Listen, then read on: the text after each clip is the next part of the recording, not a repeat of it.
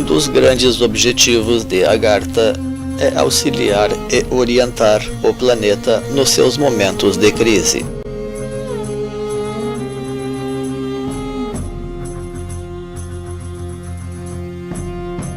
Quando as sociedades ficam suscetíveis ao novo,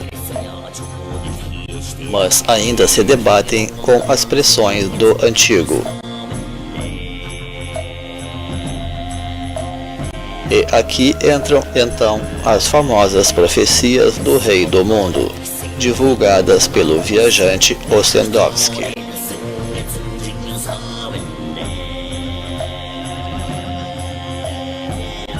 Após descrever vividamente um estado de crise terminal no planeta,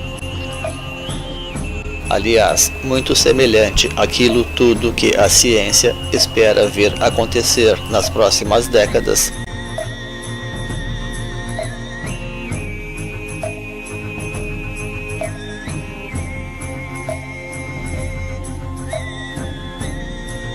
o relato afirma que as sociedades de Agartha sairão de suas regiões internas para orientar a humanidade perdida em meio ao caos.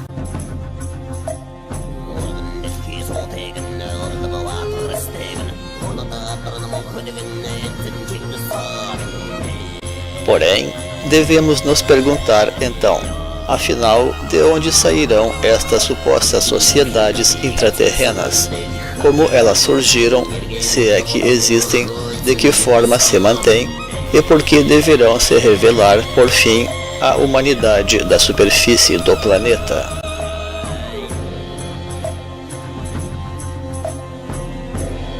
É fato que o imaginário sobre Agartha tem ido longe, talvez porque nisto resida a promessa dos novos poderes do homem, como explora a famosa novela A Raça Futura de Bury Lytton.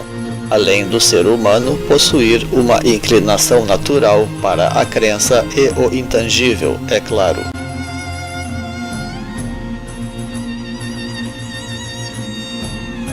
Contudo, ainda que se possa ou deva contar com o fantástico e o maravilhoso no próprio campo de batalha, uma vez que muita coisa apenas se revela realmente na exploração dos nossos limites, a base de tudo sempre será a própria humanidade, porque é nela que ocorrem os grandes aprendizados e, portanto, se escreve o futuro das coisas. Por isto, disse o mentor, a vitória está assegurada, porém age.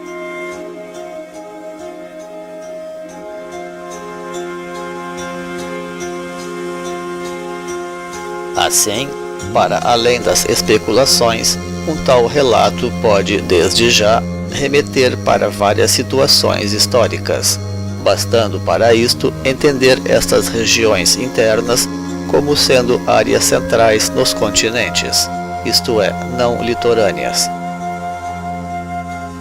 especialmente estepes e altiplanos, portanto, regiões que têm sido eleitas por muitas sociedades importantes através dos tempos.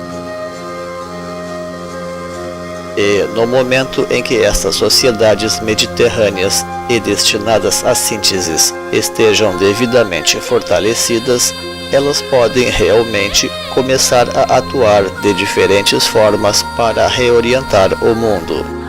Tais fatos são amplamente universais, isto é, míticos, históricos e também proféticos.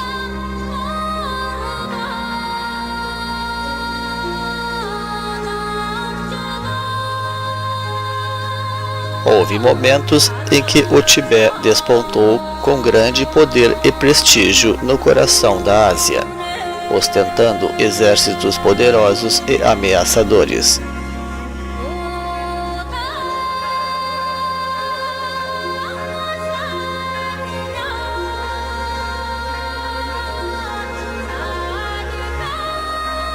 O país emergiu historicamente através de uma poderosa dupla aliança com a China e a Índia, consolidada através do casamento do rei tibetano com duas princesas daquelas grandes nações.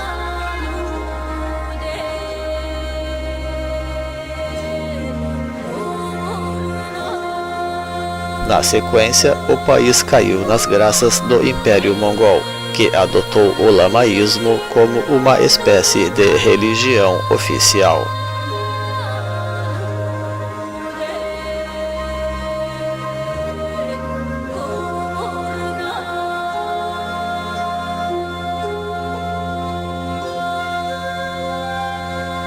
Lamentavelmente, o Ocidente não tem descoberto ainda a importância do popular culto tibetano ao rei mítico Gesar Deling para todas as sociedades himalaicas.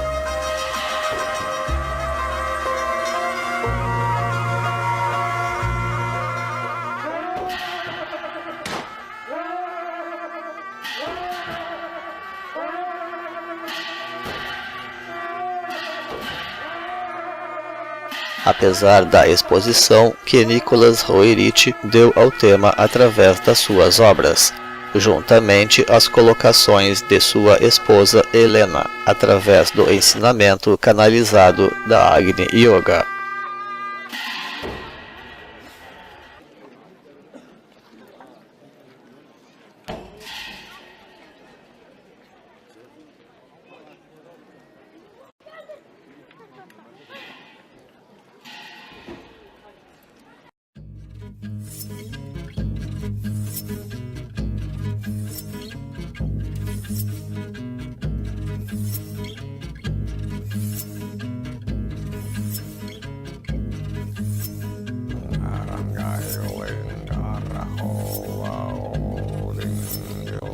Este César, ou imperador local, era também uma emanação protetora do Guru Rinpoche, e seu culto mistura mitos e profecias, destinando-se a estimular o espírito heróico naquelas populações, sempre associado à devoção aos sábios, aos santos e aos deuses.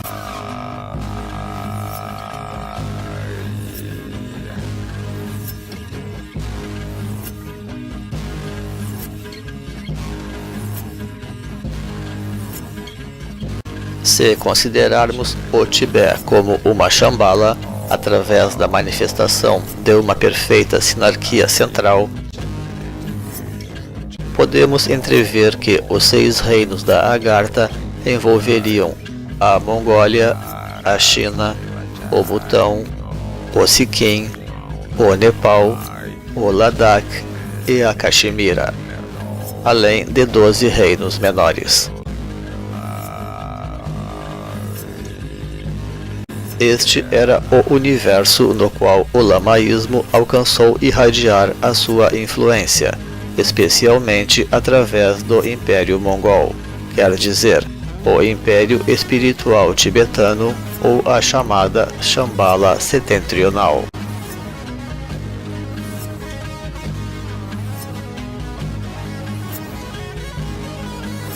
As coisas se mantiveram sob controle até meados do século XX, quando a invasão chinesa desencadeia a diáspora tibetana, levando ao cumprimento daquelas profecias que existiam desde as fundações espirituais do Tibete no século VIII, e fazendo o povo desta Shambhala começar a migrar pelo mundo levando a mensagem do Dharma.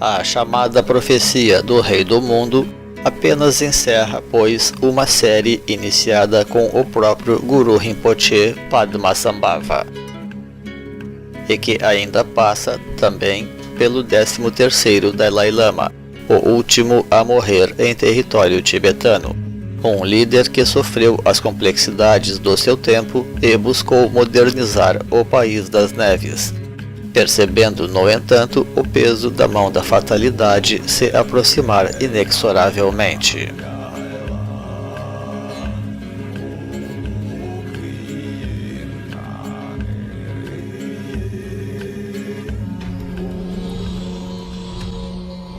É quando o Tibete pôde mostrar uma vez mais a contundência das suas convicções, como ainda faz até hoje, padecendo sob a mão de ferro do invasor. Ao observar a inocência daquelas instituições e os elementos medievais da sua cultura, o opressor julgou que seria muito fácil remover estes costumes da alma tibetana. Sem saber o quão enraizado o Dharma se tornara ao pactuar com todas as forças atávicas ali residentes, quase tão antigas quanto a própria humanidade.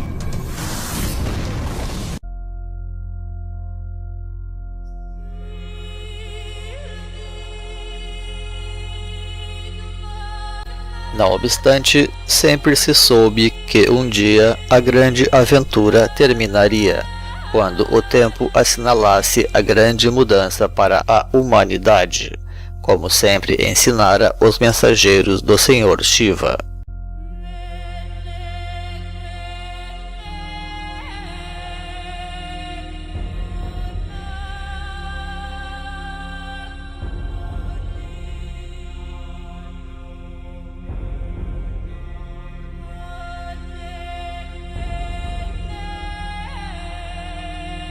E ainda assim, os lamas jamais se furtaram de buscar plasmar naquelas terras o próprio paraíso dos Budas, nada mais e nada menos, Tushita, o reino da felicidade, ou Ganden, na língua nativa.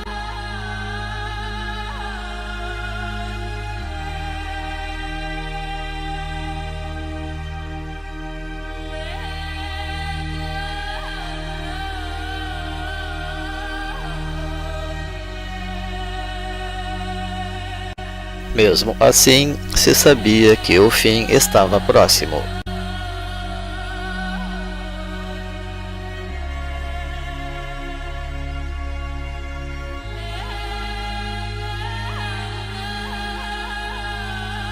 Que Durga, o terrível aspecto feminino de Shiva, viria completar o serviço da transformação.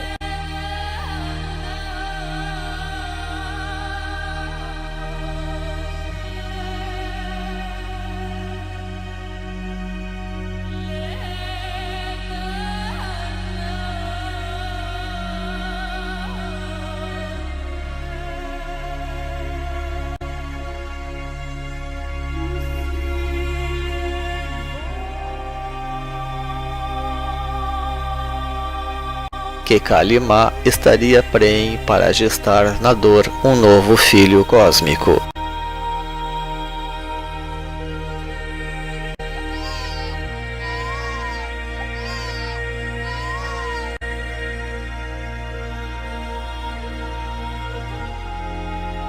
Um filho nascido e criado na dor, para jamais ser indiferente à dor de todos os seres.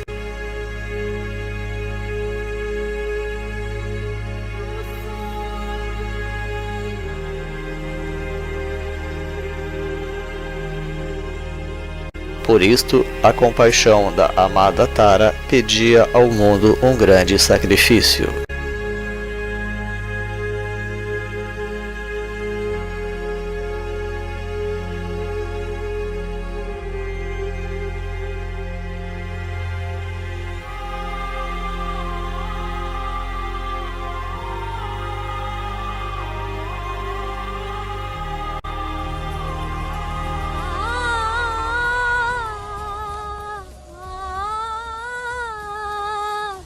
Por isto, ali mesmo e sem solução de continuidade,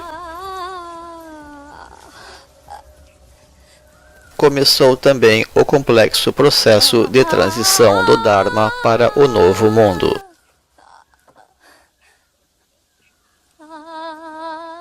Como também estava profetizado.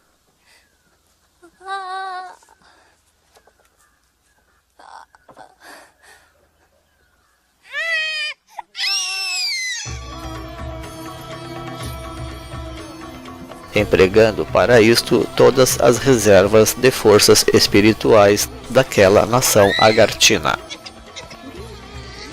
The child was born with almost no pain, with shining golden skin. Sem mais tardança, o novo Buda aguardado haveria de nascer em terras distantes, como previram as primeiras profecias. From suffering.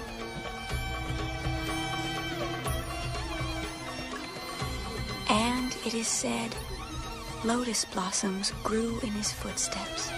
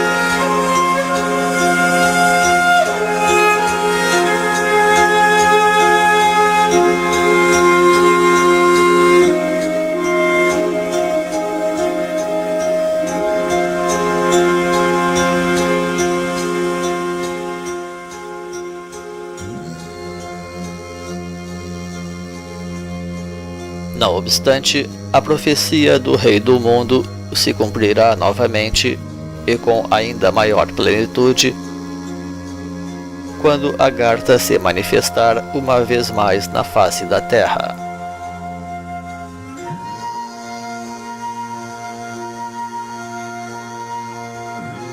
E isto começa a acontecer já agora, porque os movimentos para tal se acham em franco andamento na atualidade. Agartha se manifestará, sim, quando aqueles que amam os territórios centrais e o coração das coisas amadurecerem para atuar também junto ao mundo exterior, visando uma mudança final na cultura e na sociedade.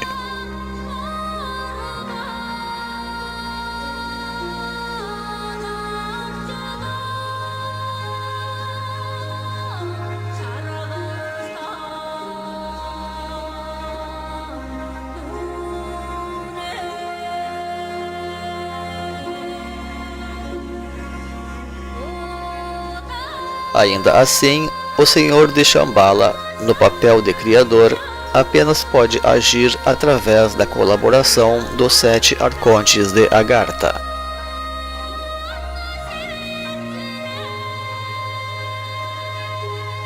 Os quais alcançam então o restante da humanidade, como um grupo de estrategistas especializados, atuando de forma coesa em torno dos propósitos universalistas do Senhor do Mundo.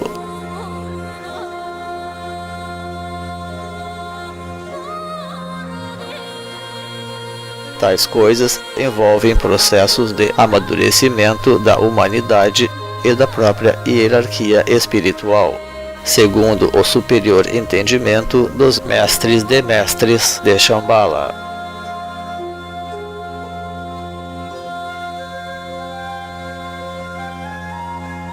Daí haver afirmado o novo Manu que o futuro virá por pés e mãos humanas. Afinal, é chegada a hora da humanidade alcançar a sua maturidade.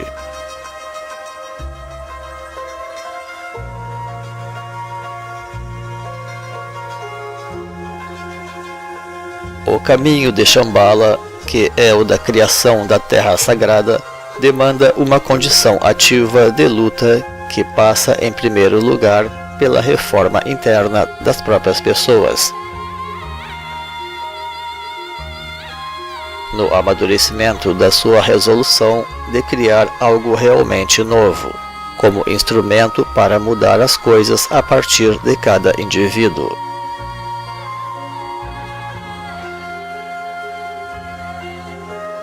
Assim como começar a interagir em certa escala também com as massas na sequência, para que a humanidade não caia no abandono. E na medida também em que são as massas que definem, ao fim e ao cabo, o rumo das coisas no planeta.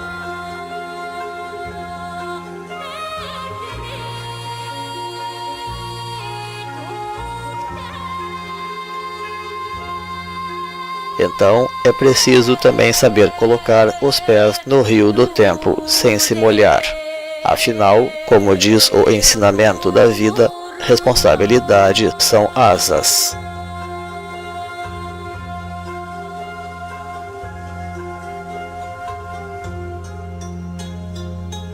Atualmente, dir-se-ia que o esforço espiritual reside mais no interior das próprias pessoas ou nos seus mundos internos.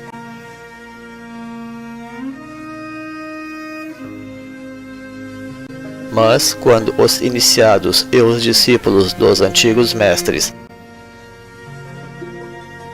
decidirem projetar seriamente no mundo o seu empenho em favor de um tempo realmente novo,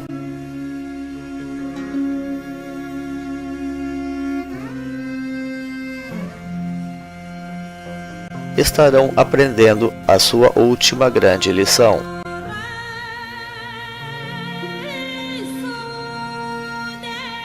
De empoderar Shambhala em seu meio.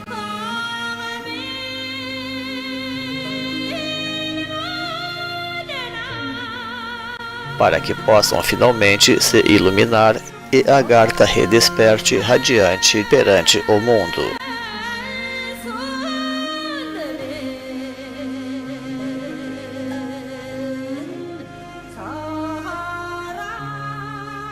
Para que tudo o mais também possa se iluminar por fim e o planeta conhecer uma nova era de luz.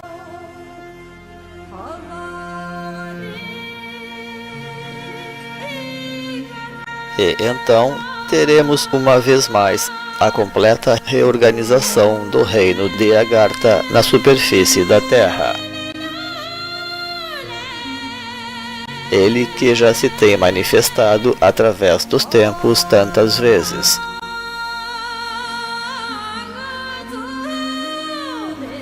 Oportunizando imemorialmente a evolução humana e inclusive o sucesso das grandes civilizações.